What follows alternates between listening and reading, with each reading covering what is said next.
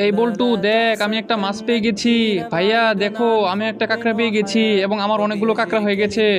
বল্টু দেখ, আমার অনেকগুলো মাছ হয়ে গেছে। ভাইয়া তাহলে এখন বাসায় চলো, আমরা বাসায় গিয়ে সুন্দর একটা রেসিপি বানাবো। চল তাহলে বল্টু, আমরা বাসায় চলে যাই। বল্টু আর আমি অনেক দিন ধরেই ভাবতেছিলাম যে আমরা মাছ এবং কাঁকড়ার রেসিপি খাবো, তাই আজকে নদী থেকে মাছ এবং কাঁকড়া ধরে নিয়ে আসলাম, আর এগুলো দিয়ে এখন আমরা সুন্দর একটা রেসিপি বানাবো।